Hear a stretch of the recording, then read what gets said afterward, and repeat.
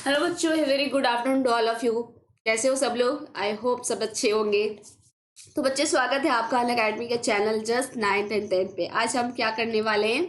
आज हम sample questions कुछ डिस्कस करने वाले हैं। आपका केमिस्ट्री का फुल सिलेबस का सैम्पल क्वेश्चंस लिया गया है सो दैट आपके एग्जाम से पहले। अब देखिए, अब कुछ दिनों के बाद, अभी तो फेस्टिवल टाइम चल रहा है, बस इसके बाद क्या है, आपका एग्जाम फेस्टिवल टाइम स्टार्ट होने वाला है।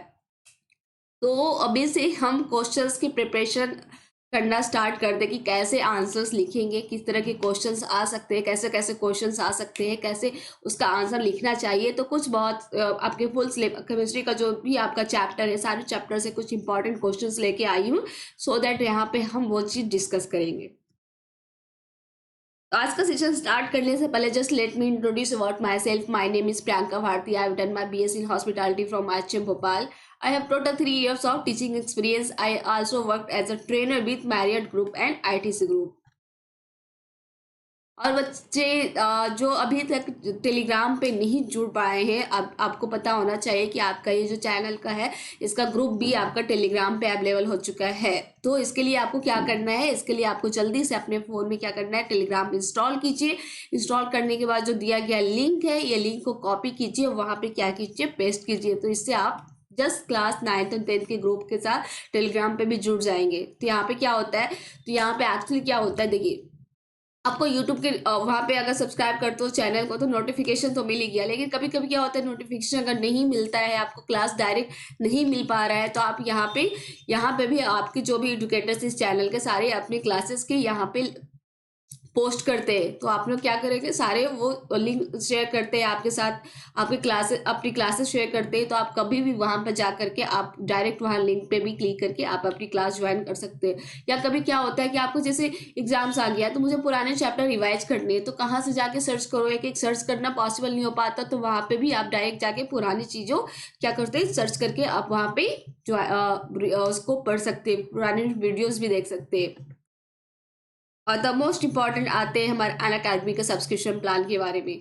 तो जैसा कि आपको पता है, बताती हूँ, मैं डेली बताती हूँ बच्चों कि आपको 1 साल का कॉस्ट कितना पड़ता है, 13,500, और 2 साल का कॉस्ट कितना पड़ता है, 22,500 रुपीज। जो आप प्रियंका यूबी कोड अप्लाई करते हो, जो कि मेरा कोड है ये प्रियंका यूबी। तो प्रियंका यूबी कोड अप्लाई करने पे आपको डायरेक्ट वहां पे 10% का डिस्काउंट मिल जाता है। कितना? डायरेक्ट 10% का डिस्काउंट। जो भी अमाउंट आपको आएगा ना, उसमें डायरेक्ट आपको 10% का डिस्काउंट मिल जाता है। इसमें आपको बेनिफिट्स क्या मिलते हैं? तो लाइव क्लासेस तो चलती ही चलती है। देखिए, यहाँ पे आपको डेली अन अकेडमी प्लस लाइव क्लासेस जो चलती है, डॉट सेशंस रखे जाते हैं। ये भी बहुत इंपॉर्टेंट होता है। यहाँ पे क्या, आपको जो भी डॉट्स है, तो देखिए, नॉर्मल क्लासेस में क्या होता है, नॉर्मल क्लासेस में यहाँ पे हर किसी के बच्चों के डॉट्स मैं क्लियर नहीं कर पाती हूँ, नहीं देख पाती हूँ, क्योंकि इतने सारे मैसेजेस आ जाते हैं, आप लोग करते हो। लेकिन वहाँ पे स्पेशल आप लोगों के लिए डॉट सेशन ऑर्गेनाइज किए जाते हैं, जो कि सो दैट जो भी बच्चे होते हैं सबको आप जो भी डॉट्स है लाइव क्लासेस में अपने एजुकेटर से आप क्वेश्चन सॉल्व पूछ सको। फिर क्या होता है, आपके लिए क्विज रखे जाते हैं, क्विज होता है, टेस्ट रखे जाते हैं, फिर बहुत सारा क्या होता है, फिर सैम्पल पेपर दिए जाते हैं सो दैट एग्जाम की फुल्ली प्रिपरेशन आपको घर बैठे हो जाए, कहीं भी जाने की जरूरत नहीं है। तो ये सारे फैसिलिटी कौन अवेलेबल करवाता है आपको? अन अकेडमी अवेलेबल करवाता है। तो कितने में? सब सालाना 13,500 रुपीज में। तो बच्चे, नाउ लेट्स स्टार्ट द आज का सेशन स्टार्ट करते हैं। आज हम क्या पढ़ने वाले थे? सैंपल क्वेश्चंस कुछ डिस्कस करने वाले थे।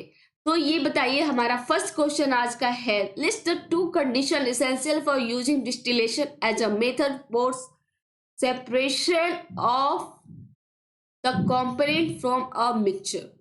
आपको क्या पूछा जा रहा है? 2 कंडीशन पूछा जा रहा है जो डिस्टिलेशन यूज। डिस्टिलेशन क्या है? डिस्टिलेशन एक सेपरेशन मेथड है।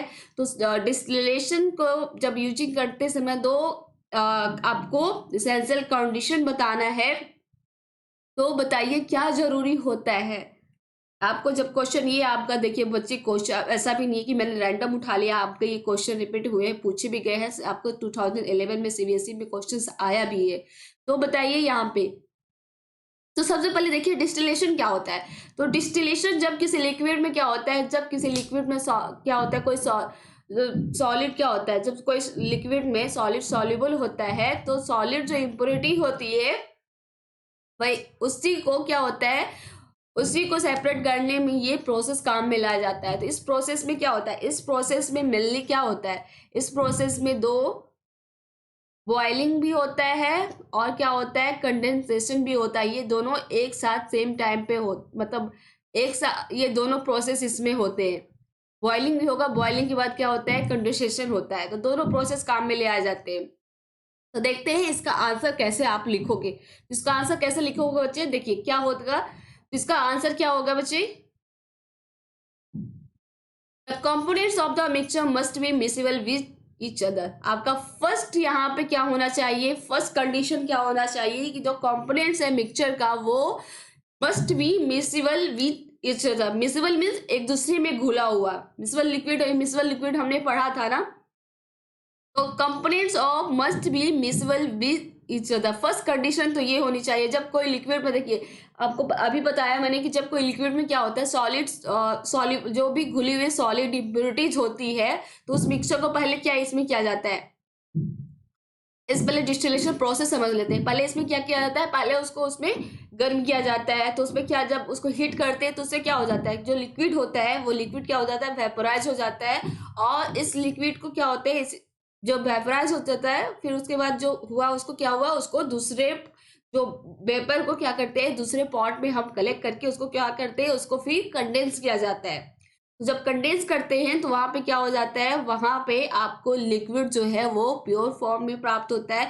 और क्या कि यहाँ पे देखिए सॉलिड सब्सटेंस जो क्या हुआ, सॉलिड सब्सटेंस रहा वो वेपराइज नहीं हो पाता है, तो वो उसी पॉट में रह जाता है। तो इस तरह से ये आप लिक्विड और सॉलिड को दोनों सेपरेट कर पाते हो।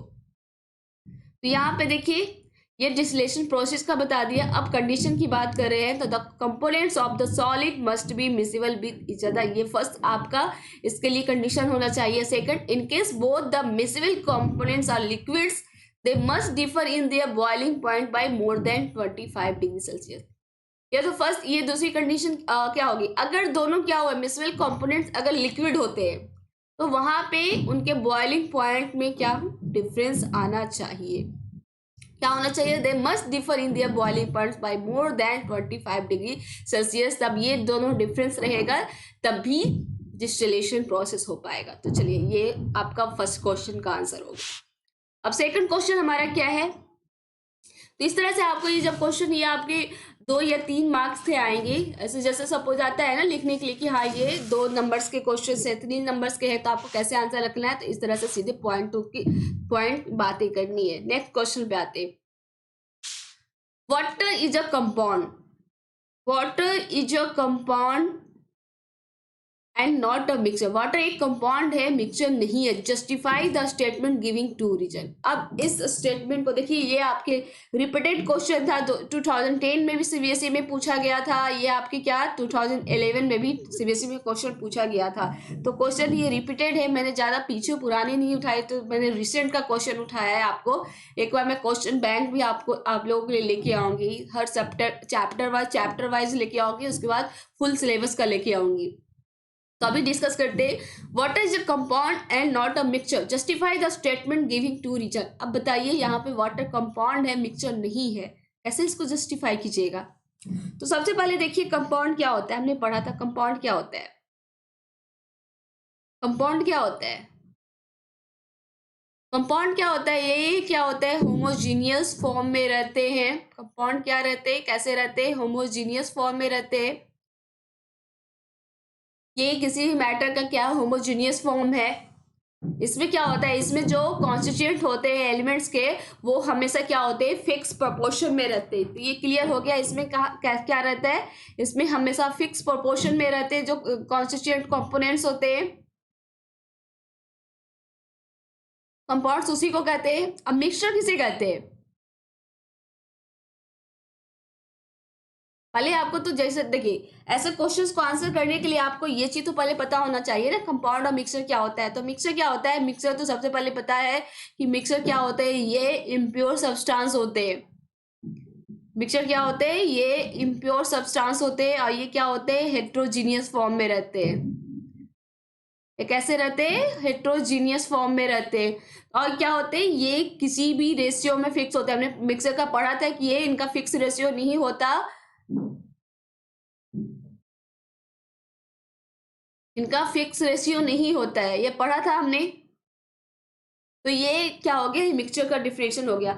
तो अब एक चीज और, मिक्सचर का क्या होता है, उनका मेल्टिंग और बॉइलिंग पॉइंट नहीं होता है। इनका मिक्सचर का क्या होता है, मेल्टिंग और बॉइलिंग पॉइंट नहीं होता, जबकि कंपाउंड का क्या होता है, इनका मेल्टिंग एंड बॉइलिंग पॉइंट होता है। इनका मेल्टिंग और बॉइलिंग पॉइंट फिक्स होता है।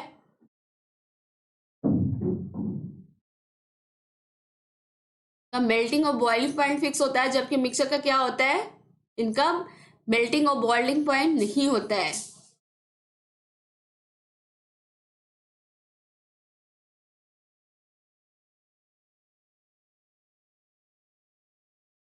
नहीं होता। तो ये आपका देखिए क्लियर हो गया, कंपाउंड और मिक्सर के बारे में समझ गए। अब तो यहाँ पे क्या पूछा जा रहा है, अब हमें पूछा जा रहा है कि हमें पता है कि वाटर कंपाउंड होता है, मिक्सचर नहीं होता है, तो इसको कैसे जस्टिफाई करेंगे, क्या रीजन देंगे, देखते हैं। तो यहाँ पे आपके साथ बहुत सारे मैंने यहाँ पे आपको रीजन लिख के यहाँ पे लेके आई हूँ। तो देखिए, सबसे पहले आप आपको बोल सकते हो कि वाटर को एज अ कंपाउंड कंसीडर करने के लिए आपके पास बहुत सारे रीजन्स है। कैसे, तो क्या, water is made up of two elements in a fix ratio. Water क्या बना होता है, वाटर आपको पता है कि ये दो एलिमेंट से बना होता है। ऑक्सीजन किसे किसे किसे बना होता है, H2O, ये हाइड्रोजन ऑक्सीजन से। तो ये दो एलिमेंट से बना होता है जो फिक्स रेशियो में होता है। इनका रेशियो क्या है, फिक्स होता है, पता ही है। इस constituents can be separated only by chemical और इलेक्ट्रोकेमिकल रिएक्शंस। इसके कॉन्स्टिट्यूएंट्स को क्या, सिर्फ केमिकल या इलेक्ट्रोकेमिकल रिएक्शन के थ्रू ही आप इसको सेपरेट कर सकते हो। It's form by reaction between hydrogen and oxygen with a chemical bond. ये कैसे बनता है, ये बनता है रिएक्शन जब हाइड्रोजन ऑक्सीजन के बीच में केमिकल रिएक्शन होता है, तो उनके बीच केमिकल बॉन्ड के कारण ये वाटर बनता है। जबकि मिक्सचर में ऐसा नहीं था, मिक्सचर में कोई भी केमिकल रिएक्शन नहीं होता था, ये हमने पढ़ा था। Water has totally different properties from two elements. इसमें क्या होता है, जब ये बन जाता है हाइड्रोजन और ऑक्सीजन आपस में कंबाइन करके जब वाटर बनाते हैं, तो इनके क्या होता है, जो नया प्रोडक्ट बनता है, तो अपने जो एलिमेंट्स है उससे बिल्कुल डिफरेंट प्रॉपर्टी रखता है। हाइड्रोजन ऑक्सीजन के बिल्कुल सेपरेट डिफरेंट हो गया ना वाटर। जबकि मिक्सर में क्या होता है, उसके कॉम्पोनेंट्स के जो भी होता है उसी की जैसी उसकी प्रॉपर्टीज रहती है। It has a fix boiling point. यहाँ पे देख रहे हैं क्या, वाटर का फिक्स बॉइलिंग पॉइंट होता है, जबकि अभी मैंने आपको बताया कि जो मिक्सचर होता है उसका बॉइलिंग पॉइंट फिक्स नहीं होता। तो ये सब आपको इसके क्या हो गए, ये सब आप लिख सकते हो। इसमें से कोई भी यहाँ पे इसका बॉइलिंग पॉइंट कितना होता है, 100 डिग्री सेल्सियस फिक्स होता है। तो आप इसको क्या कर सकते हैं, लिख सकते हैं दो, इसमें से कोई भी आपको दो चूज करके। मैंने यहाँ पे 5 पॉइंट बता दिए, क्लियर। चलिए नेक्स्ट क्वेश्चन। और is a chemical change different from a physical change. ये तो मैंने आपको बहुत बताया, बहुत बार बताया बच्चे। देखिए ये सब क्वेश्चन ऐसे नहीं बताती, ये सब आपके क्वेश्चंस रिपीटेड कितनी बार आए सीबीएसई में, ये तो अक्सर पूछा जाता है क्वेश्चन। मैंने और नहीं लिखा कि कब कब पूछा गया है, लेकिन ये सीबीएसई आपको लास्ट कब आया था, सीबीएसई 2011 का क्वेश्चन मैंने लिया था। तो क्या क्वेश्चन कर रहा है, how is a chemical change and different change from a, क्या पूछा जा गया, physical change. Chemical change physical change से डिफरेंट कैसे है? तो सबसे पहले तो आपको पता होना चाहिए कि फिजिकल चेंज होता क्या है। तो फिजिकल चेंज में क्या होता है, फिजिकल चेंज में हमने पढ़ा था, फिजिकल चेंज में सिर्फ क्या होता है, जो सब्सटेंस मैटर होता है उसका सिर्फ क्या होता है, शेप चेंज होता है, शेप चेंज होता है, साइज चेंज होता है। जबकि जैसे आप छोटा सा एग्जांपल देख लीजिए, जैसे कोई भी आप कोक की कैन पीते हो, बॉटल कोक का कैन होगा, उसको पीते हो, पीने के बाद क्या करते हैं, उसको क्रश कर देते हैं। तो क्रश कर देते हैं, तो क्रश करने के बाद क्या देखते हैं, आपकी कैन का क्या हुआ, कैन का सिर्फ साइज चेंज हुआ। यहाँ पे कैन का क्या हुआ, साइज क्या हुआ, उसका शेप चेंज हो रहा है ना यहाँ पे, बाकी प्रॉपर्टीज तो उसकी वही रहेगी। जबकि केमिकल चेंज क्या होता है, केमिकल चेंज जैसे इसमें क्या होता है, इसमें जो भी केमिकल चेंज के बाद जो भी प्रोडक्ट बनता है, जो भी पदार्थ बनता है, उसमें क्या होता है, जो अपने कॉन्स्टिट्यूएंट्स के उसमें उसकी क्या हो जाता है, इसमें एक तो डिफरेंट केमिकल चेंज में एक नया ही प्रोडक्ट बन जाएगा, नया सब्सटेंस बन जाएगा आपके पास। और जो क्या है, एक तो ये रिवर्सिबल नहीं हो सकता, कैन को हम वापस ठोक पीट के वापस उसके शेप में ला सकते हैं, लेकिन यहाँ जो केमिकल चेंज में जो भी प्रोडक्ट बनेगा वो क्या होगा, वापस उसको अपने कॉन्स्टिट्यूएंट में आप सेपरेट नहीं कर सकते हो। जैसे आप देखिए एक बहुत सिंपल से एग्जांपल, जब किसी आपकी साइकिल हो, बाइक हो या कार हो, तो उसमें रस्ट लग जाता है, जंग लग जाता है, तो क्या होता है कि वो एक केमिकल चेंज हो जाता है। जंग लगने के बाद वो वहां की बॉडी तो खराब ही हो जाती है, उसको वापस हम नॉर्मल नहीं कर सकते उसके जैसा। तो आप देखते हैं इसका आंसर कैसे लिखेंगे। ये तो केमिकल चेंज और फिजिकल चेंज आपको समझा दिया, बट अब इसका आंसर कैसे आप लिखोगे। तो देखिए, आपको मैंने बहुत सारे यहाँ पे आपको बहुत सारे मैंने यहाँ पे पॉइंट्स बता दिए, बेसिस फॉर कंपेरिजन, कैसे फिजिकल चेंज और केमिकल चेंज को कौन कौन से बेसिस पे कंपेरिजन करेंगे। तो सबसे पहले मीनिंग का लिया है। तो फिजिकल चेंज का मतलब क्या होता है? Physical change refers to change in which the molecules are rearranged but their internal composition remains same. Physical change में क्या होता है, इसमें क्या होता है, मॉलिक्यूल्स रीअरेंज होते हैं बट उनका इंटरनल कंपोजिशन क्या होता है, वो सेम ही रहता है। अभी जैसे बताया मैंने। केमिकल चेंज में क्या होता है? Chemical change is a process in which the substance transform into a substance having different chemical composition. Chemical change क्या प्रोसेस है जिसमें क्या होता है, जो सब्सटेंस ट्रांसफॉर्म होता है वो एक नए सब्सटेंस में हो जाता है, नए पदार्थ में बन जाता है और बिल्कुल डिफरेंट प्रॉपर्टीज रखता है। कैसे? अपने जो कॉन्स्टिट्यूएंट्स है उससे डिफरेंट रखता है, यह भी बताया। आप एज एग्जाम्पल आप देख सकते हो फिजिकल चेंज के, ऐसा टीयरिंग ऑफ पेपर, पेपर को जब टीयर करते हो, फाड़ते हैं, तो क्या होता है, वो पेपर ही रहता है, पेपर के जैसा ही क्वालिटी और प्रॉपर्टीज रखता है। Melting, freezing of water, cutting of trees etcetera. जबकि केमिकल चेंज के burning of wood, trees, paper, rusting of iron, setting of curd etcetera, ये सब क्या हो गए, केमिकल चेंज के एग्जांपल हो गए। केमिकल चेंज कैसे? क्योंकि ये सब जब बर्निंग ऑफ वुड, लकड़ी को जलाते हैं तो उसके बाद तो बिल्कुल डिफरेंट प्रोडक्ट मिल जाता है ना, एश मिलता है जो, अब वो वापस क्या है, उसको रिवर्सिबल भी नहीं है, उसको वापस हम उसके अपने पुराने कॉन्टेक्ट जो भी है कंपोनेंट्स में भी नहीं लेके जा सकते। तो नेचर क्या होता है, फिजिकल से रिवर्सिबल होता है, जबकि केमिकल चेंज क्या होता है, इरिवर्सिबल होता है। ओरिजिनल मैटर के बेसिस पे देखते हैं तो फिजिकल चेंज में कैन बी रिकवर्ड, बल्कि केमिकल चेंज में can not be recovered. Involve, कौन कौन से इन्वॉल्व होते हैं फिजिकल चेंज में? Change in physical properties of the substance, that is shape, size, colour etcetera, ये सब इन्वॉल्व रहते हैं। जबकि केमिकल चेंज में change in chemical properties and composition of the substance. Product क्या बनता है? तो प्रोडक्ट बनता है, no new product is form, जबकि केमिकल चेंज में न्यू प्रोडक्ट इज फॉर्म। तो इस तरह से आप इसी बेसिस पे आपको देखना है कि कितने पॉइंट्स के आंसर, मतलब 2 नंबर के हैं तो आप शॉर्ट में भी लिख सकते हो, कुछ कुछ पॉइंट्स 5 नंबर के हैं तो थोड़ा एलेबोरेट करना पड़ेगा। तो आप क्वेश्चन की कैटेगरी कितने मार्क्स पे होते, उस कैटेगरी पे आप आंसर लिख सकते हैं। तो इस तरह से आपको आंसर हमेशा ऐसे टेबल बना के लिखिएगा तो बहुत सही पॉइंट टू पॉइंट बातें होती है और नंबर्स भी अच्छे मिलते हैं बच्चे। कभी भी डिफ्रेंशिएट करना होगा तो इस तरह से जरूर लिखिएगा। नेक्स्ट क्वेश्चन आते हैं। तो नेक्स्ट क्वेश्चन क्या करता है हमारा, suggest a suitable separation technique for the following. आपको मैंने सेपरेशन टेक्निक बताया था, तो अब आपको यहाँ पे फाइंड आउट करना है। ये इस तरह देखिए, आपको रिपीटेड ये भी क्वेश्चन देखिए बच्चे, सीबीएसई में 2010 में भी पूछा गया है, 2011 में भी कुछ पूछा गया है। तो आपको suitable separation technique for the following, आपके पास 4 यहाँ पे ऑप्शन वो दिए गए हैं स्टेटमेंट। आपको यहाँ पे फाइंड आउट करना है कि इसमें कौन सा सेपरेशन टेक्निक आप प्रोसेस लगाओगे। Mercury and water, mercury and water को सेपरेट करने के लिए कौन सा लगाएंगे? Colour component from blue ink, colour component from blue ink के लिए कौन सा आप लगाओगे? Ammonium chloride and potassium chloride, mixture of alcohol and water. तो देखते हैं मरकरी एंड वाटर के लिए क्या लगाएंगे। मरकरी और वाटर को कौन सा सेपरेशन टेक्निक यूज किया जाता है बच्चे, तो बताइए। जैसे तो मरकरी और वाटर वाटर के लिए हम कौन सा सेपरेशन टेक्निक यूज करेंगे, तो इसका आंसर लिख लेते हैं। इसका यहाँ यहाँ पे कैसे होगा, ये होगा सेपरेटिंग फनल।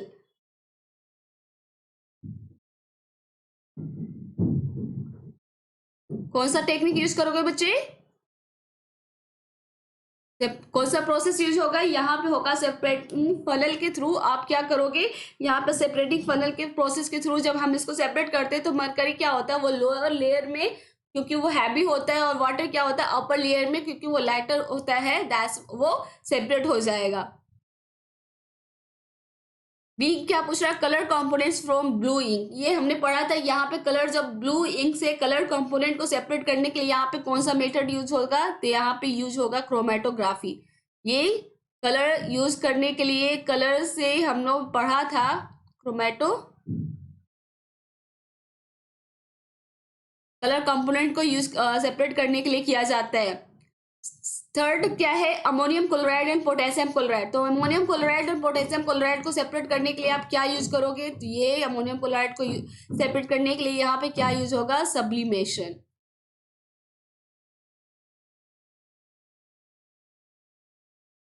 यहाँ पे सब्लिमेशन प्रोसेस यूज करेंगे। एंड डी क्या है आपका, mixture of alcohol and water. तो वाटर से अल्कोहल को सेपरेट करने के लिए क्या यूज किया जाता है बच्चे, तो वाटर को से अल्कोहल से सेपरेट करने के लिए हम क्या यूज करेंगे, ये प्रोसेस कौन सा होगा, फ्रैक्शनल डिस्टिलेशन।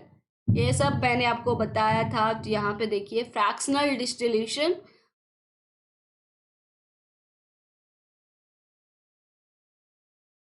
इस तरह से आंसर आउट करना है आपको। तो सीधे यहाँ पे हो गया कौन सा process, process of fractional distillation. यहाँ पे कैसे होगा, तो अल्कोहल क्या होता है, अल्कोहल यहाँ पे क्या होता है बच्चा, अल्कोहल इथाइल अल्कोहल होता है। तो यहाँ पे क्या होता है, ये जब यहाँ इसका बॉइलिंग पॉइंट क्या होता है, इसका बॉइलिंग पॉइंट लो होता है। तो जब इसको फ्रैक्शनल डिस्टिलेशन से आप करोगे तो यहाँ पे क्या होता है, वाटर वाटर का क्या होता है, बॉइलिंग पॉइंट हाई होता है। तो वो दोनों क्या हो जाएंगे, सेपरेट सेपरेट हो जाएंगे यहाँ पे अपनी बॉइलिंग पॉइंट के बेसिस पे। तो इस तरह से आप आंसर कर सकते हो। नेक्स्ट क्वेश्चन देखते हैं। नेक्स्ट क्वेश्चन आपका क्या है यहाँ पे, why is crystallization technique better than evaporation. Crystallization process, अभी मैंने पहले ही क्वेश्चन में बताया था क्रिस्टलाइजेशन प्रोसेस क्या होता है।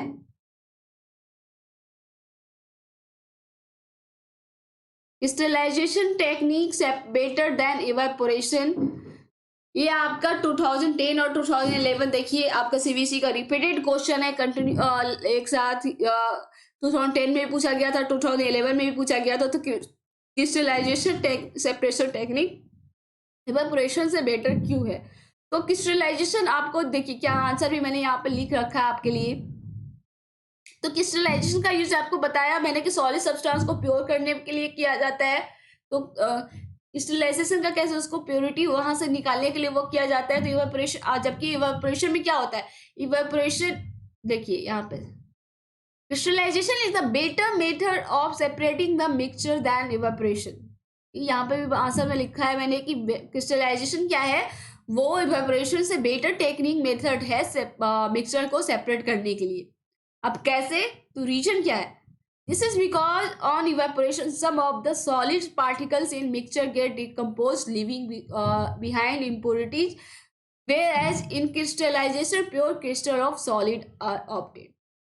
क्रिस्टलाइजेशन में क्या होता है, सॉलिड के प्योर क्रिस्टल्स आपको प्राप्त होते हैं, जबकि इवेपोरेशन के थ्रू कुछ सॉलिड पार्टिकल क्या होते हैं, डिकम्पोज हो जाते हैं, जो उसमें क्या होता है अपनी नीचे उसमें इम्प्योरिटीज लिए। जबकि क्रिस्टलाइजेशन में क्या हो जाएगा, सेम आपको सॉलिड का क्रिस्टल फॉर्म में प्राप्त हो जाएगा।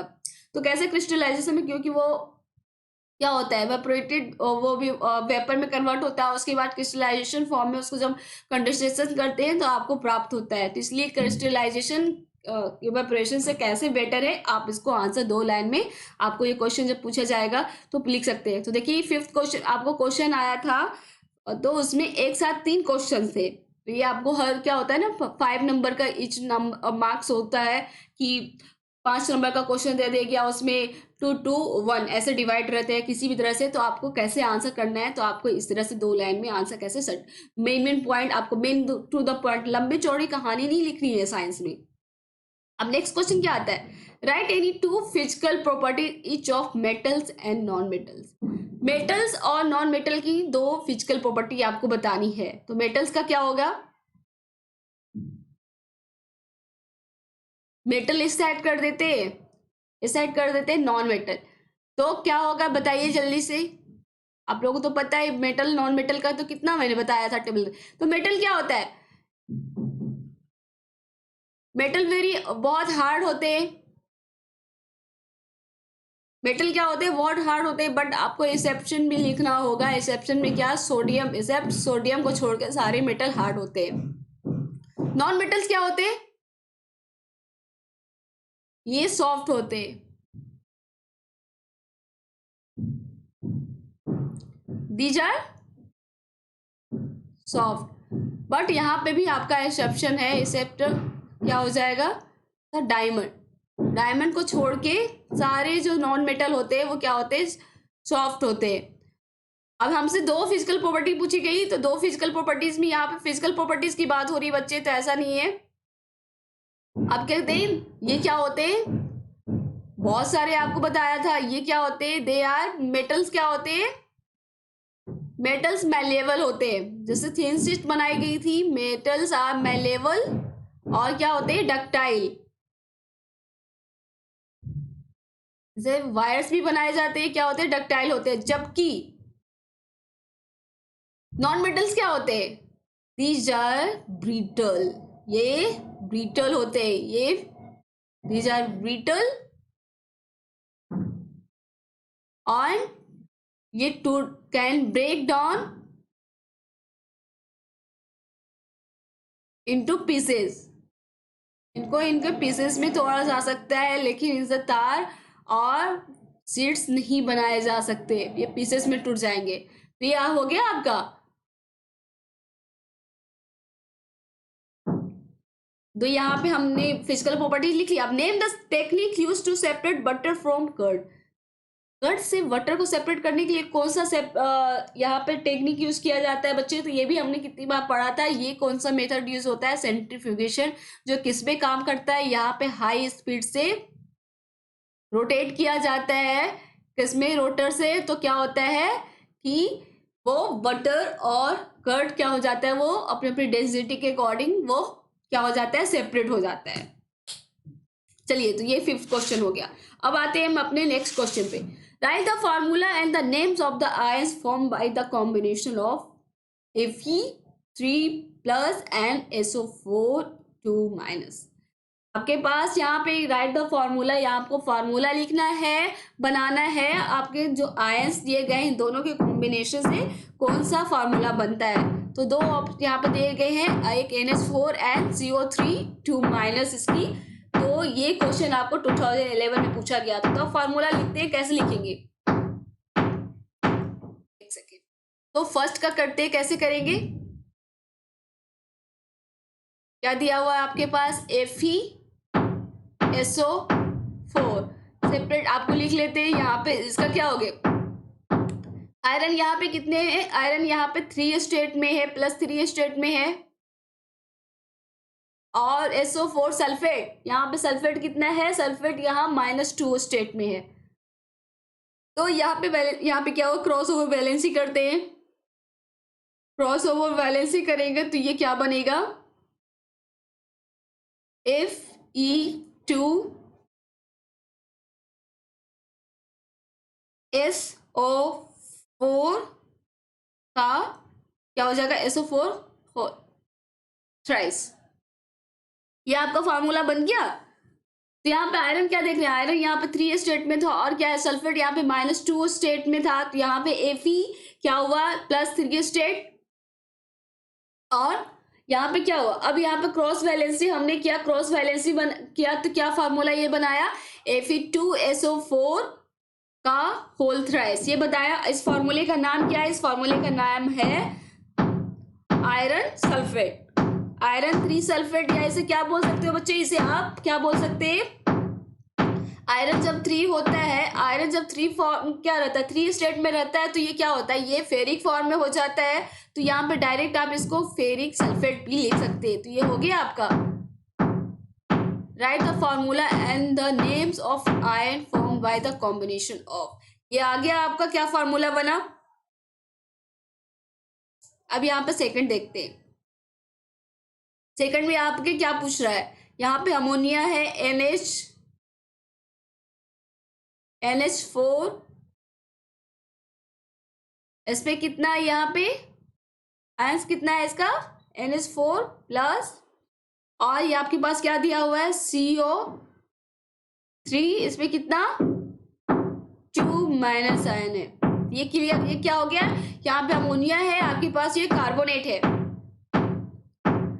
अमोनिया कार्बोनेट है। तब इसका फॉर्मूला कैसे होगा, तो NH4, इसकी वैलेंसी लिखेंगे, NH4 यहाँ पे क्या है, +1 है, CO3 कार्बोनेट का क्या हुआ, यहाँ पे -2 है। तब इसकी क्रॉस ओवर तो वैलेंसी करेंगे, क्रॉस ओवर द वैल्यू से करेंगे तो आ गया NH4 का होल ट्वाइस और CO3। ये क्या बन गया आपका? Ammonium carbonate. ये क्या बना आपका?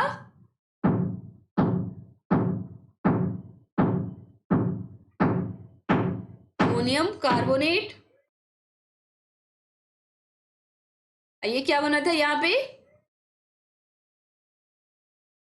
Ferric sulphate. हो गया। इस तरह से आप आंसर, कैसे आंसर लिखने का तरीका क्या होता है, कभी कभी क्या होता है बच्चे, हम मल्टीपल्स MCQ करते करते लिखने की हैबिट भूल जाते हैं, तो आपको इस तरह के आंसर इसी तरह से करने हैं। चलिए नेक्स्ट क्वेश्चन पे आते हैं। नेक्स्ट क्वेश्चन क्या है हमारा? With the help of a level diagram, describe an activity to demonstrate the law of conservation of mass। ये भी बहुत टाइम क्वेश्चंस पूछे गए बच्चे, रिपीटेड क्वेश्चन है। इस तरह के क्वेश्चंस आपको रिपीट करने पड़ते होते रहते हैं, तो ये क्वेश्चंस भी बहुत इंपॉर्टेंट है एग्जाम पर्पज से। तो आपको इसका आंसर बच्चे ये सब याद करके रखना होगा आपको कि कैसे करना है। तो यहाँ पे आपको क्या बताना है, एक डायग्राम बनाना है। डायग्राम से आपको एक एक्टिविटी को डिमोस्ट्रेट करना है। कौन सा? कि law of conservation of mass आपको यहाँ पे डेमोस्ट्रेट करके बताना है। तो law of conservation of mass क्या बताता है? Law of conservation of mass यही बोलता है ना, total mass of product equal to क्या होगा? Total mass of reactant. जो रिएक्टेंट का टोटल मास होगा वो रिएक्शन करने के बाद ये प्रोडक्ट का मास सेम ही रहेगा। तो इसको कैसे डेमोस्ट्रेट करते हैं देखते हैं। तो मैंने आंसर ले आई हूँ आपको आंसर के थ्रू। आपको यहाँ पे क्योंकि बहुत टाइम लगता है, तो मैं यहाँ पे आपको देखिए कैसे। तो प्रिंसिपल क्या है? लॉ ऑफ कंजर्वेशन ऑफ मास का क्या है प्रिंसिपल? सबसे पहले तो आपको प्रिंसिपल पता होना चाहिए कि the law of conservation of mass state that the mass can neither created not destroyed in a chemical reaction. किसी भी केमिकल रिएक्शन में मास ना तो क्रिएट किया जा सकता है ना डिस्ट्रॉय किया जा सकता है। वो क्या रहेगा? वो सेम रहेगा। Total mass of the reactant equal to total mass of the product. जो रिएक्टेंट का टोटल मास होगा वही प्रोडक्ट का टोटल मास होगा। तो ये बहुत इंपॉर्टेंट है, आपको प्रिंसिपल पहले पता होना चाहिए। अब डायग्राम बोला है, तो डायग्राम आप इस तरह से क्या कर सकते हो। यहाँ पे क्या लिया हमने? हमने यहाँ पे देखिए एक क्या लिया, ये कॉनिकल फ्लास्क लिया।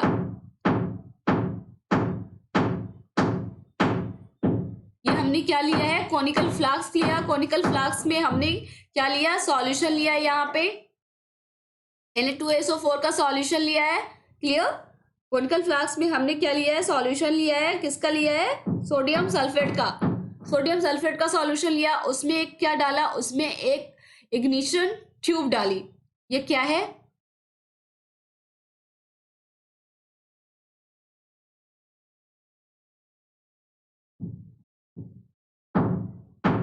उसमें एक स्मॉल इग्निशन ट्यूब डाली। लेवल डायग्राम बोल रहा है, तो हर चीज की लेवलिंग आपको, जो भी आप उस डायग्राम में डाल रहे हो सब कुछ की लेवलिंग आपको करनी होगी। ठीक है? ये क्या हो गया? स्मॉल इग्निशन ट्यूब डाला, जिसके अंदर क्या है? जिसके अंदर CaCl2 सॉल्यूशन है, कैल्शियम क्लोराइड सॉल्यूशन है। क्लियर? अब क्या किया? इसको एक धागे की मदद से, अब इसको क्या किया?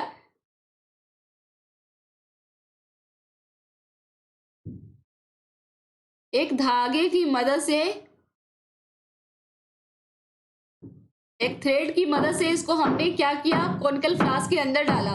उसके बाद क्या किया? उसके बाद हमने कॉर्क से इसको टाइट कर लिया। इसको क्या किया? कॉर्क से फिर टाइट कर दिया, सो दैट क्या हो, वो सॉल्यूशन उसके अंदर से गिरे ना। अब क्या देखिए, take a solution of calcium chloride in a flask लेवल A and a solution of sodium sulphate in a test tube लेवल B। और क्या लिया? सॉल्यूशन लिया, उसमें tie a thread to the test tube and carefully lower it in the flask. क्या किया? उसको थ्रेड से हमने टाइट कसा और उसको किस में डाला? उसको फ्लास्क में केयरफुली उसके नीचे डाला। Cork the flask to make it airtight. यहाँ पे अभी बताया मैंने कि यहाँ पे एयर टाइट करने के लिए क्या किया हमने? उसको कॉर्क से टाइट कर दिया।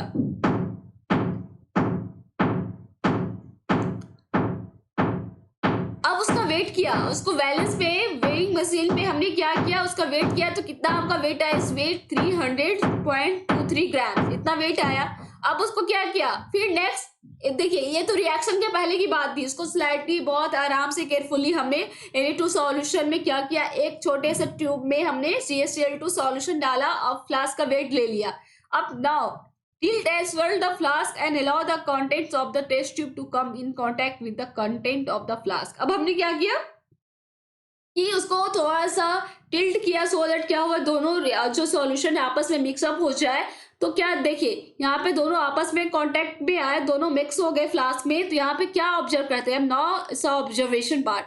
ऑब्जर्वेशन में आपने क्या देखा कि ऑब्जर्वेशन में करने के बाद दोनों आपस में रिएक्ट करके ये बनाता है व्हाइट प्रेसिपिटेट इन NaCl सॉल्यूशन, जो भी बनाया। तो ठीक है, उसके बाद हमें क्या करना है, वे द फ्लास्क। हमें तो मेनली ये डिमोन्स्ट्रेट करके बताना है कि रिएक्शन के पहले और रिएक्शन के बाद का क्या होता है, दोनों का वेट सेम रहेगा। तो मास ना जाता है, ना कहीं से आता है, ना कहीं से जाता है। तो ये हमने रिएक्शन के पहले देख लिया, अब रिएक्शन करवा दिया। रिएक्शन के बाद फिर से क्या करते हैं, अगेन इसका वेट देखते हैं, चेक करते हैं। तो यहाँ पे there will be no change in the weight of the flask is again weigh 300.23 gram. क्या देख रहे हो, रिएक्शन का पहले का वेट देखा और रिएक्शन के बाद का वेट देखने क्या हुआ, दोनों सेम ही रहा।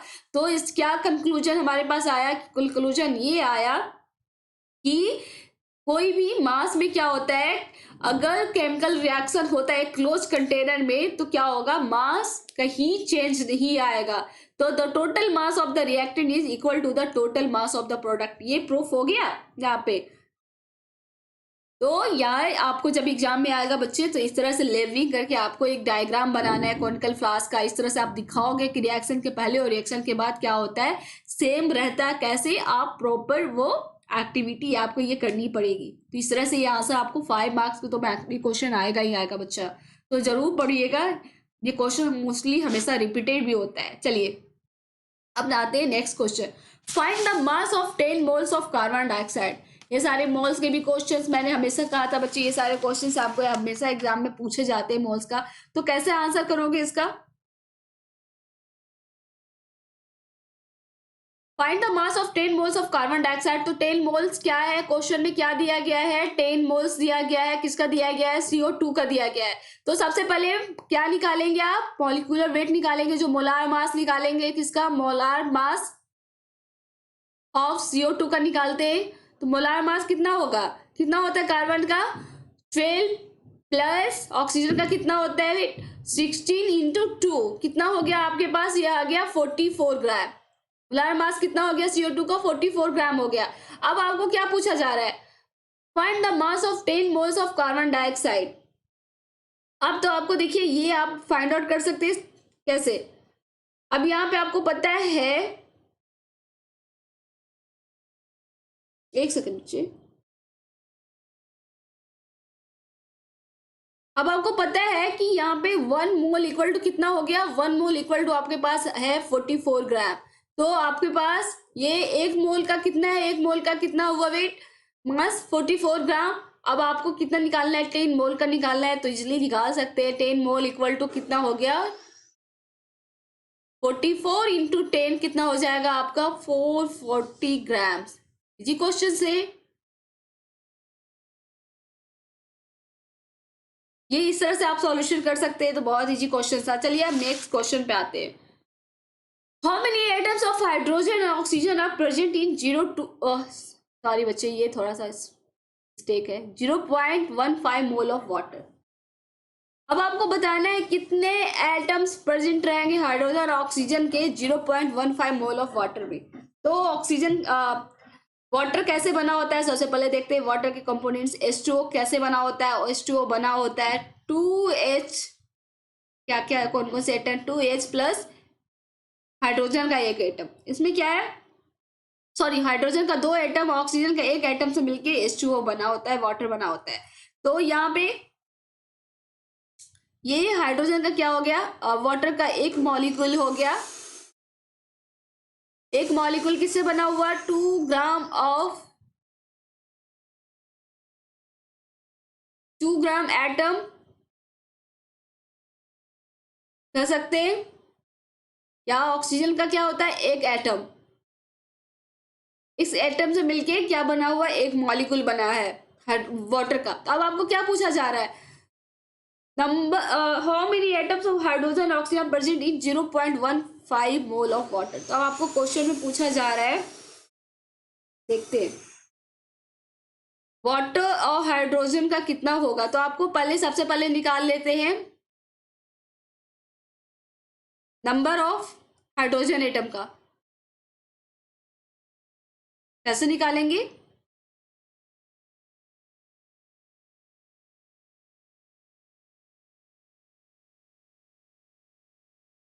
नंबर ऑफ हाइड्रोजन एटम का कैसे निकालते हैं, देखते हैं। एक सेकेंड बच्चे, ये थोड़ा सा आपको न्यूमेरिकल्स क्वेश्चन है, करनी पड़ेंगी। नंबर ऑफ हाइड्रोजन एटम कैसे निकालेंगे? तो नंबर ऑफ हाइड्रोजन एटम्स कैसे निकालोगे? यहाँ पे तो आपको पता है कि एक मोल ऑफ वाटर में 1 mole of H2O has hydrogen कितना है? 1 मोल ऑफ H2O में 2 ग्राम एटम है। आपको ये पता है 1 H2O के 1 मोल में। तो अब आपको पता करना है कितना निकालना है, 0.15 मोल में निकालना है। कितना हो जाएगा? कितना हाइड्रोजन होगा? इक्वल टू 0.15 कौन क्या करोगे? 1 मोल इंटू क्या करेंगे, कितना? 2 ग्राम एटम। आप इसको आप करोगे तो कितना आपके पास आ गया आंसर?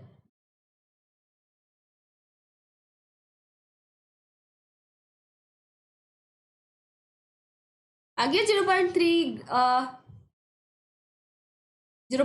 ग्राम एटम आ गया आपके पास। अब क्या पूछा जा रहा है कि नंबर ऑफ हाइड्रोजन एटम पूछा जा रहा है। तो नंबर ऑफ हाइड्रोजन एटम्स कितना प्रेजेंट होगा, कैसे निकालेंगे? इक्वल टू 0.3 0.30 इंटू क्या करेंगे, एवोगाड्रो नंबर तब निकल जाएगा। एक सेकेंड, तो ये सब इंटू 6.02 इंटू 10⁻23। आप ये करोगे तो आपको ये क्या आ जाएगा, आंसर आएगा 1.181 इंटू, ये आ गया एटम्स। कितने एटम्स रहेंगे? अब सेम इसी तरह से आपको क्या करना है, इसी तरह से वॉट हाइड्रोजन का सॉरी ऑक्सीजन का निकालना है। सेम आप इसी तरह से कैसे निकालोगे, नंबर ऑफ ऑक्सीजन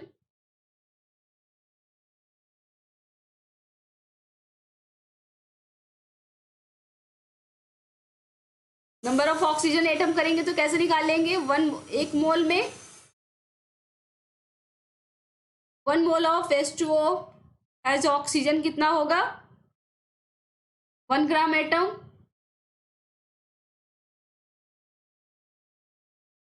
तो 0.15 मोल में कितना हो गया,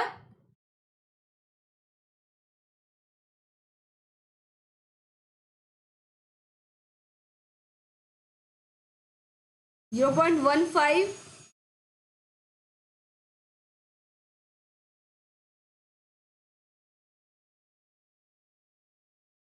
1 मोल इंटू 1 ग्राम एटम। आपके पास इसे कैलकुलेट करके तो 0.15 ग्राम एटम आ गया। इतना हमारे पास ग्राम एटम में है, एटम ग्राम में है। तो अब आपको निकालना है नंबर ऑफ ऑक्सीजन का निकालना है।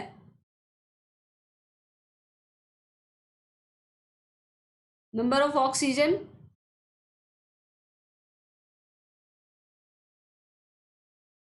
एक सेकंड बच्चे, यहाँ पे चल के नहीं, number of oxygen atom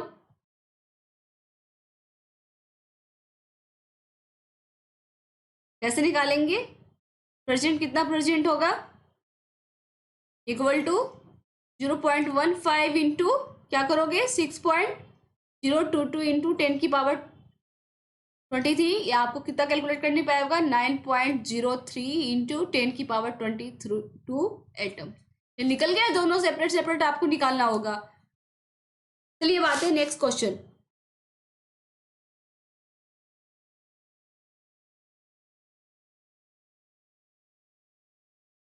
next question आते हैं, state 6 postulates of Dalton atomic theory.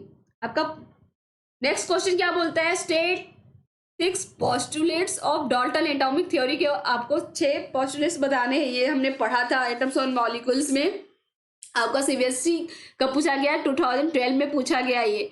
तो इसका आंसर कैसे लिखेंगे बच्चे? इसका आंसर किस तरह से लिखेंगे? पोस्टुलेट देखिए कैसे करोगे। आपको ये क्वेश्चन भी पूछा जा सकता है। कैसे पूछा जा सकता है? आपको 5 नंबर के मार्क्स होंगे तो आपको 2 क्वेश्चन एक साथ देखिए, एक आपको दिया गया थ्योरी में दिया गया, एक आपको न्यूमेरिकल में दिया गया। तो न्यूमेरिकल वाले बाद में सॉल्व करते हैं, ये पहले देख लेते हैं। तो क्या होगा? ऑल मैटर कंसिस्ट ऑफ, क्या क्या बताया था उन्होंने कि सारे मैटर क्या होते हैं? वो क्या होते हैं? इंडिविजुअल पार्टिकल्स से बने होते हैं, जिनको क्या बोलते हैं? एटम्स बोलते हैं। Atoms of the same elements are similar in shape and size, shape and mass क्या होते हैं? सॉरी, एटम जो सेम एलिमेंट का क्या होगा? शेप एंड मास में क्या रहेगा? सिमिलर रहेगा, but different for the atoms of other element. But other elements के से क्या करेंगे? अदर एलिमेंट्स के एटम से क्या रहेंगे? वो डिफर रहेंगे, डिफरेंट रहेंगे। Atoms can not be created और डिस्ट्रॉय। ये क्या बताया था इन्होंने बताया था कि एटम्स को ना तो डिस्ट्रॉय किया जा सकता है ना क्रिएट किया जा सकता है। एटम्स ऑफ डिफरेंट एलिमेंट्स में combine with each other in a fix. Atoms क्या होगा? डिफरेंट एटम्स का में कंबाइन विद ईच अदर, कैसे? फिक्स, एक दूसरे के साथ फिक्स क्या करेंगे? कंबाइन करेंगे, but the whole number ratio to form compounds in simple whole number ratio to form compound atoms. Atoms of same element can combine in more than one ratio to form 2 या more compound. The atom is the smallest unit of matter that can take part in a chemical reaction। तो ये आपके 6 postulate, आपको कैसे answer करना है, लिखना है। तो इस तरह से आपको 6 पॉइंट टू पॉइंट बच्चे आपको आंसर करोगे। जब 6 पूछे गए तो 6, 4 पूछे जाएंगे तो 4। अब आता है हमारा सेकंड क्वेश्चन, क्या आ गया? क्या है? ए 0.24 gram of sample of compound of carbon and oxygen on analysis was found to contain 0.096 gram of carbon and 0.144 gram of oxygen। Find the percentage composition of the compound by weight। अब आपको यहाँ पे क्या निकालना है? Percentage composition निकालना है। कैसे निकालना है? बाई वेट निकालना है। तो कैसे निकालेंगे बच्चे? ये भी देखिए, बहुत टाइम मैंने आपको इसको भी कैलकुलेट करके यहीं पे बता देती हूँ, क्योंकि यहाँ पे स्पेस नहीं था। तो mass of the given sample compound आपके पास दिया गया है 0.24 ग्राम। अब मास ऑफ द बोरोन क्या दिया गया? बोरोन का मास आपको गिवन सैंपल में दिया गया है 0.096 ग्राम। अब ऑक्सीजन का मास क्या दिया गया? सैंपल कंपाउंड में 0.144 ग्राम आपको दिया गया है। तो percent composition of compound equal two percent of क्या? बोरोन, एंड जो परसेंट होगा ऑक्सीजन का वो हो जाएगा, ये दोनों इक्वल होंगे। जो कंपाउंड का कंपोजिशन परसेंट होगा वो परसेंट क्या equal to boron and oxygen का हो जाएगा। अब यहाँ पे परसेंट ऑफ आप निकाल सकते हो, बोरोन का निकाल लेंगे परसेंट ऑफ बोरोन। तो mass of boron by divided by क्या हो जाएगा? Mass of the sample compound into 100। जब आप ये करोगे तो आपको आ जाएगा ये कैलकुलेट करके। कैसे कैलकुलेट करोगे? तो 0 पॉइंट क्या हो गया? मास ऑफ बोरोन कितना हो गया? मास ऑफ बोरोन कितना है? 0.096 है, बाई कितना? Divided by mass of the sample compound. Sample compound कितना है? 0.24 इंटू 100। ये आप करोगे तो कितना आ जाएगा? आपको 40% आ जाएगा आंसर। ठीक है। अब यहाँ पे परसेंट ऑफ ऑक्सीजन निकालना है हमारा। तो इसका क्या हो जाएगा? Mass of oxygen divided by mass of the sample compound into 100। Mass of oxygen कितना है? मास ऑफ ऑक्सीजन है 0.144 और क्या है? मास ऑफ द सैंपल कंपाउंड कितना है? 0.24 इंटू 100। आप करोगे, ये कैलकुलेट करेंगे तो 60% आ जाएगा। तो ये परसेंटेज निकल गया कंपोजिशन का बाय वेट। तो इस तरह से आपको इस क्वेश्चन का सॉल्व करना है। नेक्स्ट क्वेश्चन पे आते हैं। Calculate the molecular mass of the following. अब आपको मॉलिक्यूलर मास निकालना है, आपके पास दिया गया है HNO3 क्या है, ये नाइट्रिक एसिड, और CH3COOH। तब आपको निकालना है इसका मॉलिक्यूलर मास। कैसे निकालते हैं देखते हैं। उस क्वेश्चन को बच्चे बोलोगे मैम आप लिख के आए हो, समझा रहे हो, तो हाँ बच्चे देखिए, इस पे वो टाइम की बात है, कुछ ज्यादा टाइम मैं नहीं चाहती कि आपका भी चाहे, आपको मेन कम टू द पॉइंट पे आ जाती। कुछ क्वेश्चन मुझे लगता है कि आपको मेरे को करके बतानी चाहिए, तो दैट्स वाई कि हाँ आप इस तरह से उसको वैल्यू निकालना सीख जाओ। तो HNO3 आपके पास दिया हुआ है। अब इसका मॉलिक्यूलर मास निकालने बोला है, तो मॉलिक्यूलर मास यहाँ पे क्या हो जाएगा, तो मॉलिक्यूलर मास जो होगा नाइट्रिक एसिड का, वो क्या हो जाएगा, sum of the atomic mass of किसका, HNO3। इसका जो क्या हो जाएगा, एटॉमिक मास का जो सम होगा वही उसका क्या हो जाएगा, मॉलिक्यूलर मास होगा। एक सेकेंड बच्चे, ये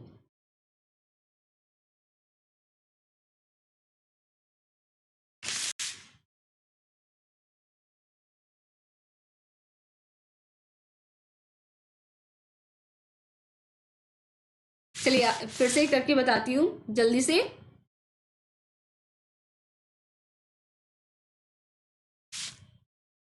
मॉलिक्यूलर मास क्या होगा इसका, एच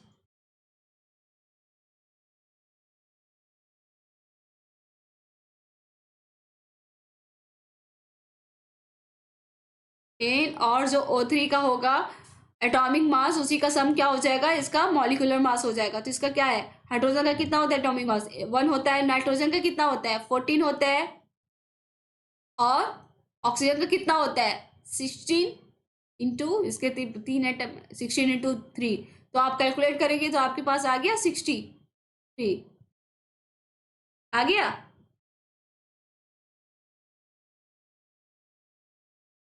चलिए, ये आपका किसका निकल गया,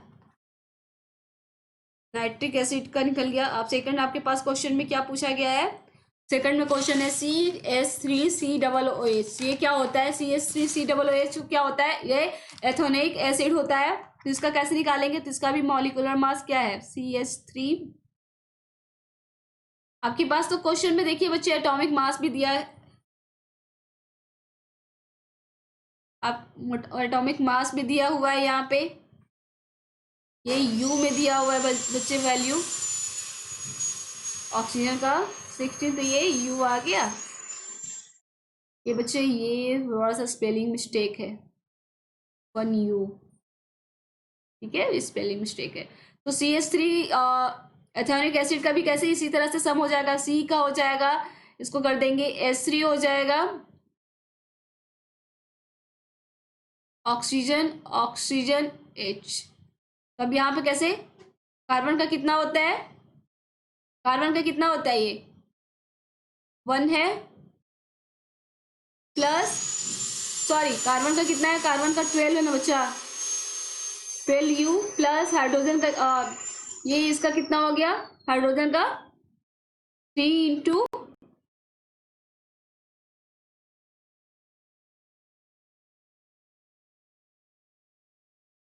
वन यू प्लस 16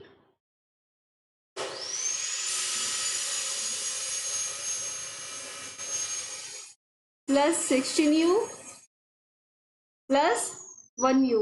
आप कैलकुलेट करोगे तो कितना आ जाएगा, ये कैलकुलेट करते हैं तो ये आ जाएगा, कितना आ जाएगा 60, आ गया।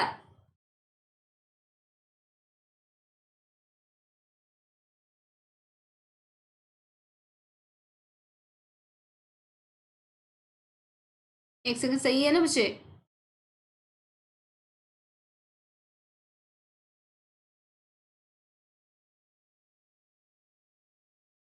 एक मैं हमने यहाँ पे छोड़ दिया, ये तो मैं कहूँ, ये +12,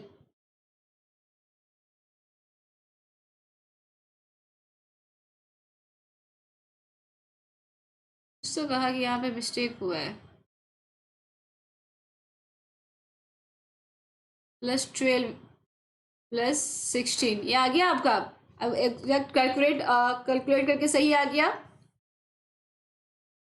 तो चलिए इस तरह से ये हो गया आपका, यहाँ पे मॉलिक्यूलर मास आपने निकाल लिया।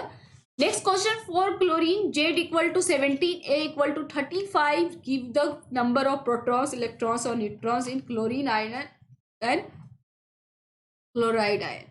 तो सबसे पहले एक देखिए कैसे इसका नोटिफिकेशन होता है। यहाँ पे आपको बस जेड की वैल्यू, तो कोई एक एलिमेंट है, सिंबल सपोज एक्स लीजिए, जेड यहाँ पे कैसे इसको नोटिफाई करते हैं आप, नोटेशन ए यहाँ पे क्या होता है और जेड इस तरीके से, ये क्या हो जाता है, ये आपका मास नंबर हो गया,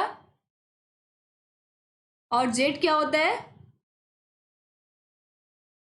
ये हो जाता है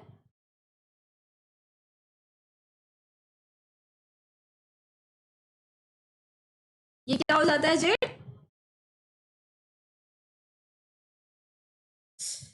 एक सेकेंड बच्चा, ये प्रोटॉन नंबर ये एटॉमिक नंबर होता है। तो चलिए मास नंबर क्या हो गया, mass number equal to proton plus neutron, ये हो गया।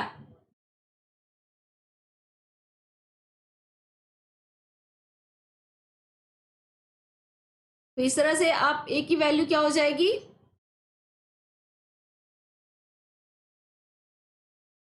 मास नंबर क्या होता है, number of protons plus number of neutrons होते हैं। जेड क्या हो गया, जेड हो गया प्रोटॉन नंबर, क्या हो गया एटॉमिक नंबर हो गया। तो ए इक्वल टू हम कह सकते हैं, A equal to Z plus N, यहाँ पे A equal to Z plus N भी बोल सकते हैं। तो अब देखते हैं हमारा फर्स्ट क्वेश्चन क्या बोल रहा है। फर्स्ट क्वेश्चन बोल रहा है क्लोरीन एटम, क्लोरीन, इसका जेड की वैल्यू क्या है 17, जेड क्या हो गया, जेड हो गया number of protons atomic number, तो 17, और ए क्या है मास नंबर 35, ये आपके पास है। यहाँ पे इलेक्ट्रॉन कितना है आपके पास, आपको पता होना चाहिए, इलेक्ट्रॉन आपके पास कितना हो गया 17, जो number of protons equal to number of electrons होता है। प्रोटॉन्स कितना हो गया, सेम ही होगा 17, और न्यूट्रॉन्स कितना हो गया, मास नंबर में क्या कर देंगे, मास नंबर में जो है प्रोटॉन्स की संख्या घटा देंगे, तो 35 माइनस 17 आपको हो गया number of neutrons 18। Clear, for chlorine give the number of protons, electrons और न्यूट्रॉन्स, ये फर्स्ट का हमें पता चल गया। अब सेकंड पे आते हैं, ऐसे फाइंड आउट किया। अब क्लोरीन से क्या पूछ रहा है, क्लोरीन आयन, क्लोराइड आयन पूछा जा रहा है। तो क्लोरीन से क्या हुआ, क्लोरीन से यहाँ पे क्या बन गया, ये क्लोराइड आयन बना। तो क्लोरीन एटम में अगर, क्लोरीन एटम में से अगर एक इलेक्ट्रॉन ऐड कर देते हैं, अगर इसके क्या होते हैं, इसके एटम में एक इलेक्ट्रॉन ऐड कर देते हैं, तो क्या बन जाएगा, ये क्लोराइड आयन बन जाएगा।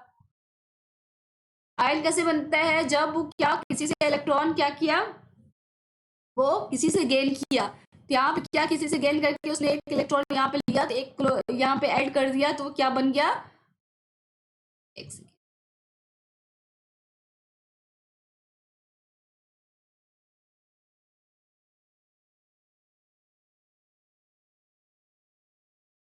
क्लोरीन प्लस उसमें एक इलेक्ट्रॉन क्या किया हमने, ऐड कर दिया, तो ये क्या बन गया आपको, क्लोराइड आयन बन गया।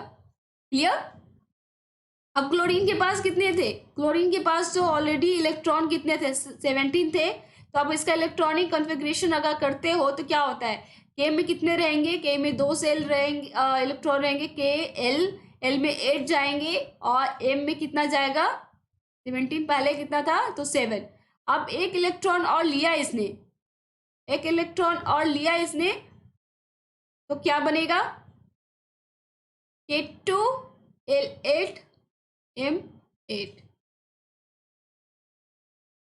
ये बन गया। अब ये क्या हो जाएगा, स्टेबल हो जाएगा, क्योंकि उसने स्टेबिलिटी के लिए अपने आप को स्टेबल करने के लिए लिया था, तो ये स्टेबल हो गया। तो अब यहाँ पे प्रोटॉन्स कितने हो गए, प्रोटॉन्स तो 17 थे, इलेक्ट्रॉन कितना हो गया, एक गेन किया उसने 17 प्लस 1 18 इलेक्ट्रॉन, इलेक्ट्रॉन तो सेम ही था 18। क्लियर? इस तरह से देखिए क्वेश्चन आपको जब पूछा जाएगा आयन में तो कैसे निकालेंगे, आपको क्लियर हो गया ना यहाँ पे। चलिए नेक्स्ट क्वेश्चन पे आते हैं। An atom of an element has 2 electron in outermost m cell. State the electronic configuration. आपको एटम दिया गया है, किसी एलिमेंट का एटम दिया गया है, उसके पास क्या है, 2 इलेक्ट्रॉन है उसके outermost m cell में। अब आपको इलेक्ट्रॉनिक कॉन्फ़िगरेशन बताना है। तो आपको कैसे बताओगे बच्चे, इलेक्ट्रॉनिक कॉन्फ़िगरेशन कैसे बताएंगे? तो एटम के पास क्या है, 2 इलेक्ट्रॉन्स उसके outermost m cell में। इसका मतलब क्या हुआ, उसका मतलब सबसे पहले तो देखते हैं क्या होता है कि इसके एनर्जी लेवल्स कौन से होते हैं, एनर्जी सेल्स KLMN। ये चलिए यहाँ पे क्या पूछा गया है, उसके एम सेल में 2, इसके पास क्या है, 2 है। इसका मतलब K और L क्या होगा, फुल होगा। तभी हमने पढ़ा था कि उसके क्या होता है, सीरियल वाइज फिल होता है इलेक्ट्रॉन्स। ऐसा नहीं कि पहले अंदर का खाली हो बाहर फुल हो जाए, नहीं। जिसका मतलब 2 इसके फुल होंगे। तो ये हम इलेक्ट्रॉनिक कॉन्फ़िगरेशन कैसे लिख सकते हैं, क्या हो जाएगा देखते हैं। 2 के एल में कितना रहेगा, 2 हो गया। एल में कितना हो जाएगा, 8 हो जाएगा। एम में कितना है, 2। ये आ गया। इसका इलेक्ट्रॉनिक कॉन्फ़िगरेशन इसी तरह से लिखाएगा। अब नंबर ऑफ प्रोटॉन्स पूछा जा रहा है, तो number of protons equal to क्या होता है, नंबर ऑफ इलेक्ट्रॉन्स जो होंगे वही नंबर ऑफ प्रोटॉन्स की संख्या होती है। तो नंबर ऑफ इलेक्ट्रॉन्स कितने हो गए, 12 है। इसके पास भी नंबर ऑफ प्रोटॉन्स कितने रहेंगे, 12 रहेंगे। एटॉमिक नंबर पूछा जा रहा था। एटॉमिक नंबर क्या होता है, atomic number number equal to number of protons. जो एटॉमिक नंबर क्या होगा, नंबर ऑफ प्रोटॉन्स कितने हैं, 12, तो वही एटॉमिक नंबर कहलाएगा। नेचर वेदर मेटल या नॉन मेटल। अभी आपको पूछा जा रहा है कि मेटल, ये मेटल है या नॉन मेटल है। तो अब इसके आउटरमोस्ट सेल में कैसे पता करेंगे, तो आउटरमोस्ट सेल में इसके पास क्या है, 2 है, 2 इलेक्ट्रॉन है। तो जो आउटरमोस्ट सेल में जो इलेक्ट्रॉन्स होते हैं वही क्या कहलाती है, उसकी वैलेंसी कहलाती है। तो यहाँ पे क्या है कि वैलेंस इसकी नंबर ऑफ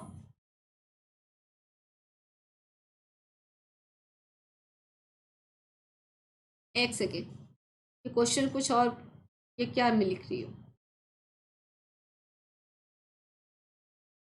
आपके पास क्वेश्चन में क्या पूछा, नेचर वेदर मेटल या नॉन मेटल। तो ये क्या होगा, इसमें 2 वैलेंस इलेक्ट्रॉन है, तो ये क्या हो जाएगा, हमने पढ़ा था इसमें वैलेंस 2 इलेक्ट्रॉन है। तो ये क्या है, मेटल नहीं होगा, ये सॉरी नॉन मेटल नहीं होगा, ये मेटल होगा। वैलेंसी पूछा क्या जा रहा है, तो वैलेंसी क्या होगा, तो जो नंबर ऑफ आउटरमोस्ट इलेक्ट्रॉन का होता है, नंबर ऑफ आउटरमोस्ट इलेक्ट्रॉन होता है, वही क्या कहलाती है, एटम की वैलेंसी कहलाती है। तो कितने हैं, इसका इक्वल टू 2। नेम क्या हो गया, अब इसका नाम बताना है। तो जिसका एटॉमिक नंबर क्या होता है, एटॉमिक नंबर 12 होता है, तो वो क्या है, उसका नाम क्या होगा, सब मैग्नीशियम। चलिए नाम हो गया क्लियर, इसका एटॉमिक नंबर 12 होता है तो मैग्नीशियम का। ये आपके क्वेश्चन बच्चे सीबीएसई 2011 में क्वेश्चन पूछा गया है। तो सारे आपके एग्जाम्स के ही क्वेश्चन पूछ बता रही हूँ। अब आपको बताना है explain why isotopes of identical chemical properties. Isotopes के पास आइडेंटिकल केमिकल प्रॉपर्टीज क्यों होती है, तो आइसोटोप्स क्या होते हैं, द केमिकल प्रॉपर्टीज। कैसे आंसर लिखेंगे इसका, द केमिकल आइसोटोप्स की केमिकल प्रॉपर्टीज क्यों होती है, बिकॉज क्यों होती है बच्चे, उनके पास क्या होता है, because they have same number of क्या होते हैं उनके पास, प्रोटॉन्स। उनका एटॉमिक नंबर क्या होता है, सेम होता है।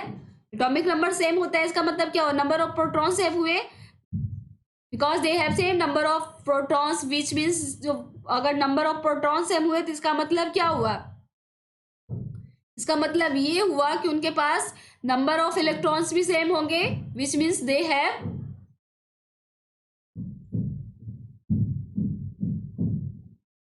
Same number of electrons.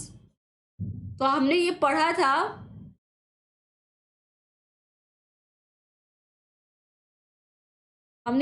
ना बच्चे कि केमिकल प्रॉपर्टीज के लिए, केमिकल नेचर्स के लिए कौन सा रिस्पॉन्सिबल होता है? इलेक्ट्रॉन से रिस्पॉन्सिबल होते हैं, दैट आर रिस्पॉन्सिबल फॉर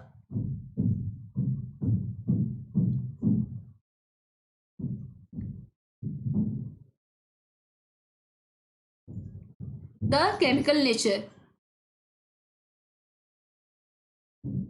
तो इसीलिए क्या हो गया, केमिकल नेचर ऑफ आइसोटोप्स। इसीलिए जो क्या होते हैं, जो भी आइसोटोप्स की क्या होती है, केमिकल प्रॉपर्टीज सेम होती है, क्योंकि उनमें नंबर ऑफ प्रोटॉन्स क्या होते हैं, सेम होते हैं। नंबर ऑफ प्रोटॉन्स सेम हुए, दैट्स वाई क्या हो गया, नंबर ऑफ इलेक्ट्रॉन्स भी सेम हुआ।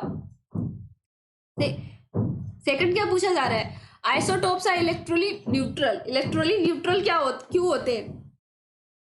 तो बिकॉज क्यों होते हैं?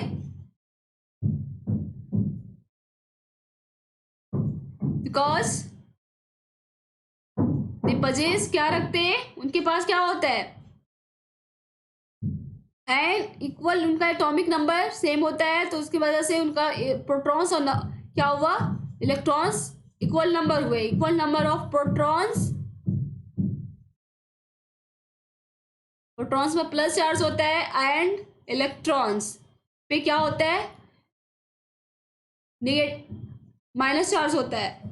तो यहाँ पे क्या हो गया, because they possess equal number minus charge और इक्वल चार्ज, तो यहाँ पे क्या हो गया, सो दे आर इलेक्ट्रॉली न्यूट्रल। अब उनपे इलेक्ट्रॉन्स और प्रोटॉन्स का क्या होता है, नंबर इक्वल नंबर में होते हैं, तो वो क्या चार्ज को कैंसिल कर देंगे ना, तो न्यूट्रल हो जाएंगे, इसलिए वो न्यूट्रल होता है ना, इलेक्ट्रॉली neutral.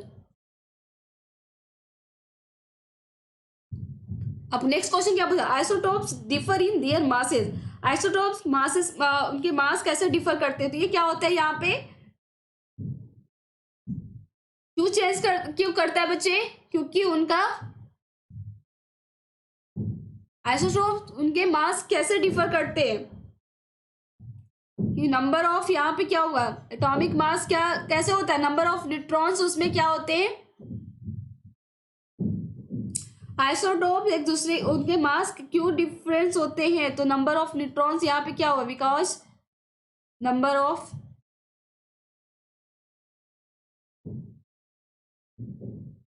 Neutrons are changes, so differ in their masses. अब उनमें क्या होता है, जो न्यूट्रॉन्स और प्रोटॉन्स की संख्या ही तो बताती है उनके एटॉमिक मास के बारे में। तो नंबर ऑफ न्यूट्रॉन्स तो चेंज रहेगा, प्रोटॉन्स तो सेम है, बट न्यूट्रॉन्स की संख्या क्या है, चेंज है, दैट्स वाई उनका मास भी चेंज कर गया। तो इस तरह से आपको ये क्वेश्चन देखिए, रिपीटेड कब 2011 में पूछा गया था, 2016 में भी पूछा गया था। तो आप इस तरह का क्वेश्चन आप इस तरह से सॉल्व कर सकते हैं बच्चे, इसके दो दो लाइन में आंसर लिख करके। चलिए next question, state the postulates stated by Niels Bohr in order to overcome the objection as raised against Rutherford model of the atom।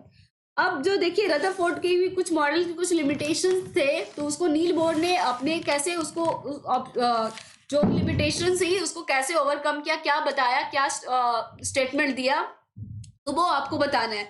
इसका आंसर कैसे करेंगे, देखिए, टू रेमेडी, क्या उनका सबसे पहले प्रॉब्लम क्या थी, उनकी प्रॉब्लम थी वो क्या एक्सप्लेन नहीं कर पाए थे, स्टेबिलिटी ऑफ एटम। वो क्या एक्सप्लेन नहीं कर पाए थे कि एटम स्टेबल कैसे होता है, ये स्टेबिलिटी ऑफ एटम।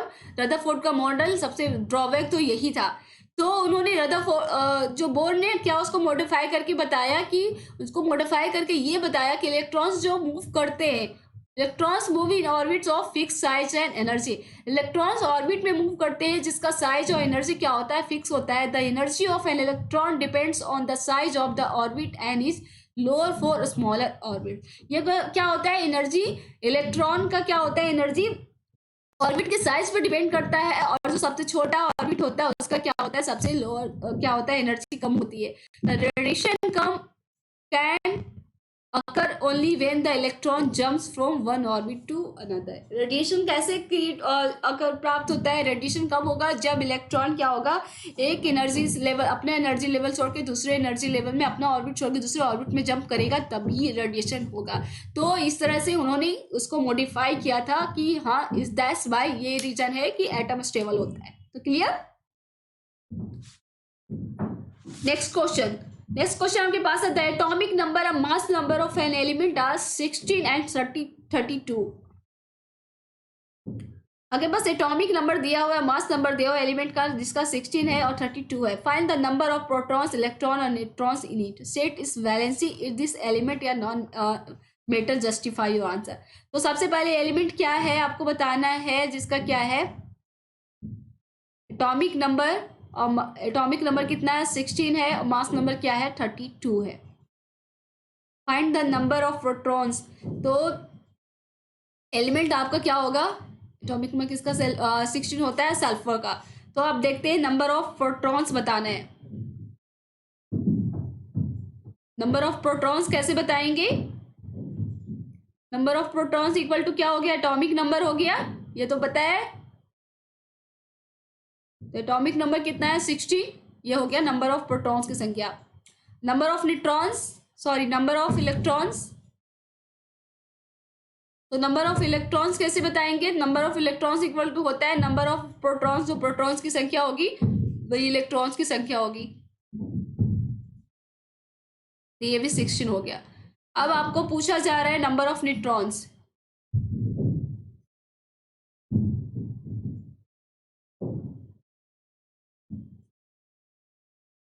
अब क्या पूछा जा रहा है? नंबर ऑफ न्यूट्रॉन्स पूछा जा रहा है। नंबर ऑफ न्यूट्रॉन्स कैसे निकालेंगे?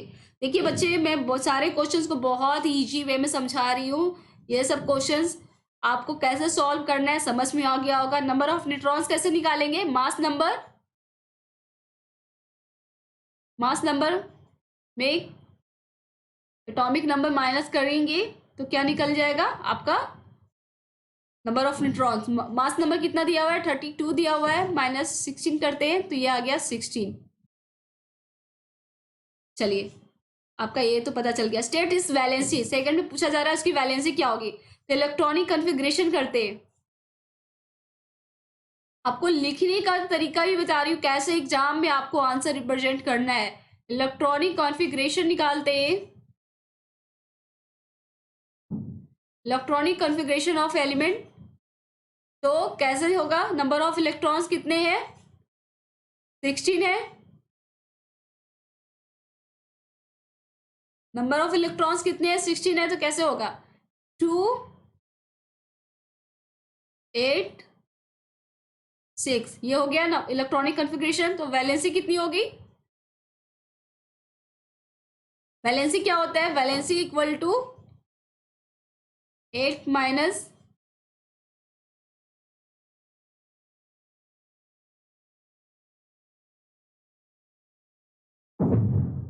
Number of valence electron. Valence electron कितने हैं इसके आउटरमोस्ट शेल में? इसके हैं 6। तो नंबर ऑफ ये कैसे निकल गए?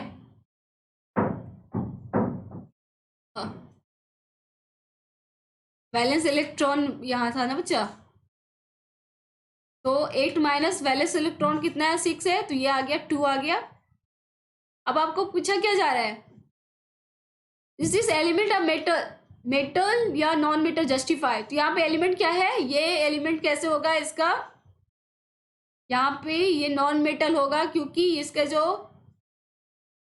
कैसे होगा, बिकॉज इट हैज कितना वैलेंस इलेक्ट्रॉन है इसके पास, because it has 6 valence electron, के पास 6 वैलेंस इलेक्ट्रॉन्स है। और ये कौन से ग्रुप में पड़ता है, हेंस बिलोंग्स टू, कौन से ग्रुप में पड़ता है ये 16, दैट्स वाई क्या है ये नॉन मेटल है। चलिए नेक्स्ट क्वेश्चन क्या है, define the term isotopes. Iso are giving first में पूछा जा रहा है आइसोटॉप्स, सेकंड में पूछा जा रहा है isobar, giving one example in each case, name the element which isotope is used in nuclear reactor treatment of cancer. तो आपको सबसे पहला क्वेश्चन क्या पूछा गया, आपको पहला क्वेश्चन पूछा गया आइसोटोप का definition, define the term. Isotope क्या होता है, तो आइसोटोप क्या होता है, atoms of the same elements, definition क्या होता है, atoms of the same element, atoms of the same element having, क्या होगा इसका, डिफरेंट मास नंबर, क्या होता है जिसका डिफरेंट मास नंबर होता है, बट एटॉमिक नंबर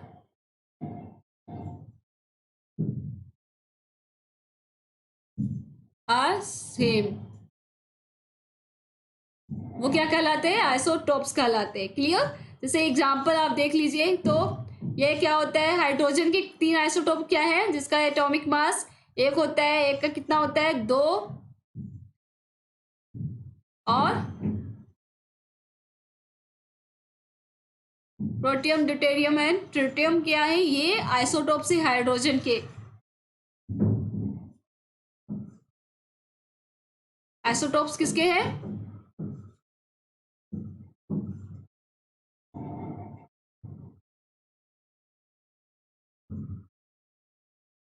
सेकंड बच्चे, ये किसके आइसोटोप से, हाइड्रोजन के।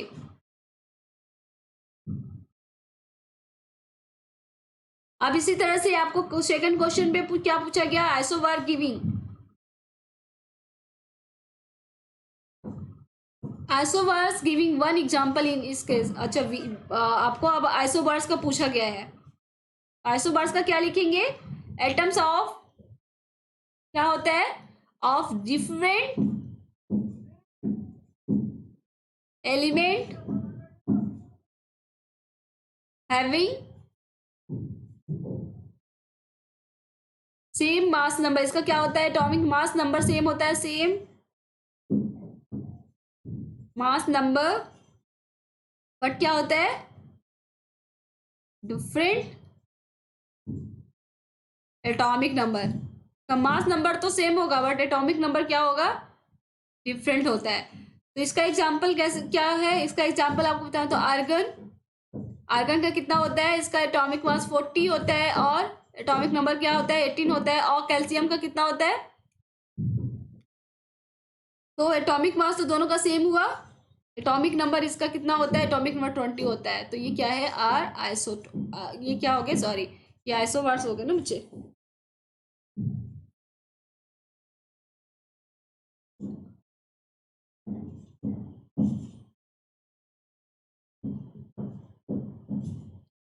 अब आपको क्वेश्चन क्या पूछा जा रहा है, name the element whose isotope is used in nuclear reactor, nuclear reactor में कौन सा आइसोटोप किसका यूज होता है, तो यूरेनियम का होता है U-235 isotope is used as in nuclear reactor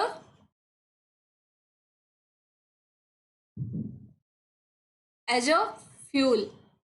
अब नेक्स्ट क्वेश्चन क्या पूछा जा रहा है आपका, ट्रीटमेंट ऑफ कैंसर, कैंसर के ट्रीटमेंट में कौन सा यूज होता है, तो कैंसर के ट्रीटमेंट में कोबाल्ट 60 यूज होता है, आइसोटोप is